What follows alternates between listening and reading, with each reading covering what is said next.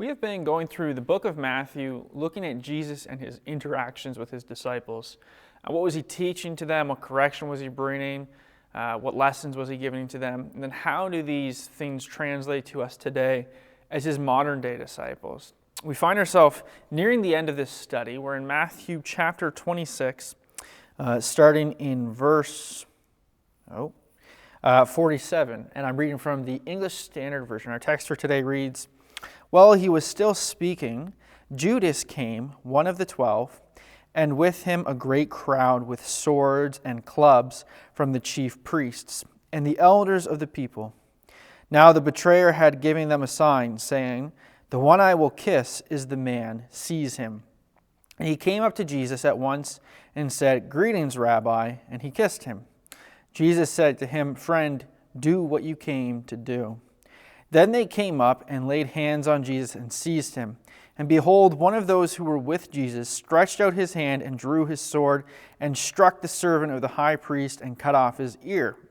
Then Jesus said to him, 'Put your sword back into its place, for all who take the sword will perish by the sword. Do you think that I cannot appeal to my Father, and he will at once send me more than 12 legions of angels? But how then should the scriptures be fulfilled that it must be so?' At that hour Jesus said to the crowds, Have you come out as against a robber with swords and clubs to capture me? Day after day I sat at the temple teaching, and you did not seize me. But all this is taking place that the scriptures of the prophets might be fulfilled." Then all the disciples left him and fled. Now, if you remember from our previous text that we looked at, this is the fulfillment of that, right? Jesus said to the disciples, "You're all going to flee from me tonight." And that's what we ended with there. But it's interesting. So Judas has gone. He's made this agreement with the local religious leaders there. And then he comes, he identifies Christ.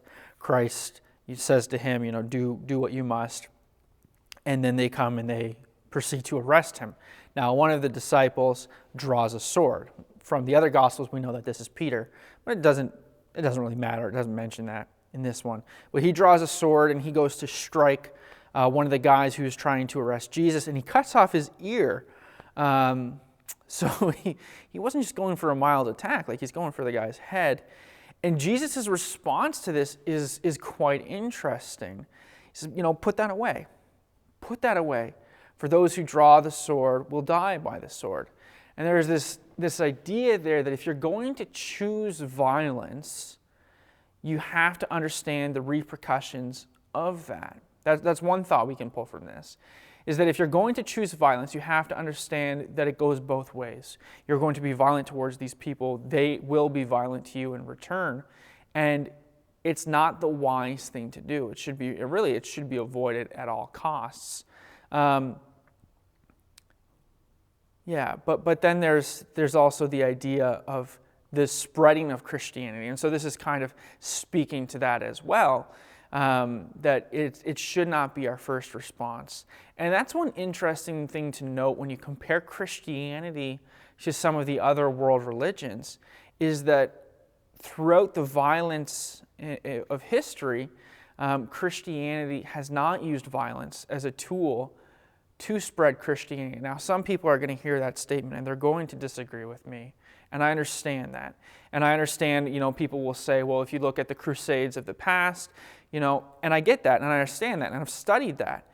And my conclusion and my defense of my statement is that the Crusades were done in the name of Christianity, but they were far from Christian principles, and the activities and treatment that was done and the motive behind it and all that stuff, it was not Christian behavior. It was done in the name of Christianity. But if history and even common day today has taught us anything, it's that plenty of things can be done in the name of something without actually being a true representation of that.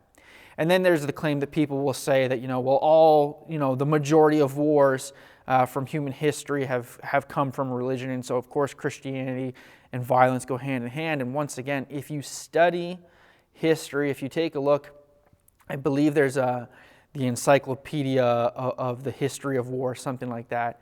The percentile of wars that came from religion, I believe, if my memory serves me right, is like 4% of the wars. And then if you take the one religion in particular, it actually holds a huge portion of that 4%. The reality is that throughout church history, throughout human history, the Christian church has turned the other cheek most often. And that this is a Christian principle. Now, there's something about, maybe defending your family, but to take up the sword to defend your faith is not a Christian principle. It's not something that we are to do. But there's another thought that we can pull out of this situation. Jesus is being arrested. Peter draws the sword. He's ready to fight. Peter is eager to fight. He's very defensive of Christ, which is admirable, to have that passion, to be willing to put yourself on the line for that. And he certainly does later on and does pay the price later on for his faith, which is admirable. But Jesus makes this statement: this has to take place for the Scriptures to be fulfilled. A lot of times people can be caught up, and this was a difficult situation. Jesus is going to be arrested. He's going to stand trial for something that he did not do. He's going to be compared to a murderer, and they're going to say, set the murderer free and kill Jesus. Then they're going to flog him, beat him with whips and whatnot. Then they're going to put him on a cross, ridicule and mock him, spit on him, and kill him. This is a sad moment. This is a hard moment. And it is in the will of God.